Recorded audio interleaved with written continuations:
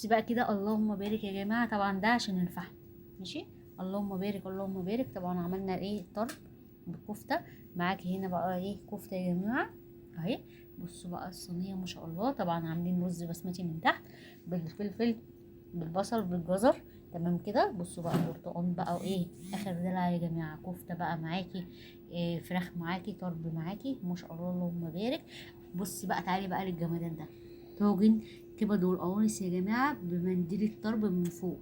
طبعا انا حطيته من الشوايه يا جماعه لان الفحم ما سعفش معايا ومدخن كتير، فطبعا كنا هيحصل حاجات كتيره كده ملهاش لازمه عشان احنا بنشوي في الشقه. تمام كده. لكن هتشوي بره بقى في بلكونه او حاجه مفيش مشكله. لكن بصي دخليه بقى ايه شوايه وفرن يا جماعه رهيب رهيب رهيب. اللهم بارك. ادي السلطه يا جماعه. السلطه طبعا في عيش شامي. في عيش شامي. بص بقى ايه اللي هو بقى بيقولوا لك الحلال او مش عارفه ايه كده، الويسك الحلال مش عارفه هما بيقولوها ايه بصراحه يعني عشان ما نقعدش نفتي. بص بقى كده. بصي جمال الصينيه، شكل الصينيه. هتعمليها في البيت بمكلفه اقل من ان انت هتشتريها من بره بكتير. بس هي المشكله في الفحم يا جماعه. يعني احنا لو كنا سوينا ده وبعد كده ولعنا الفحم على خفيف كان هيبقى احسن بكتير. بس هي تجربة يا جماعة احنا بنحب نجربها، يعني احنا بنحب نجرب. تمام كده.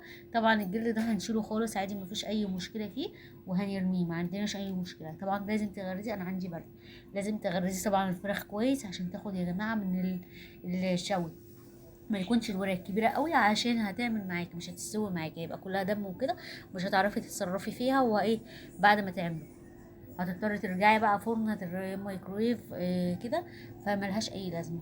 اللهم بارك اللهم بارك اللهم بارك. بصوا الطاجن رهيب يا جماعه رهيب رهيب رهيب. طبعا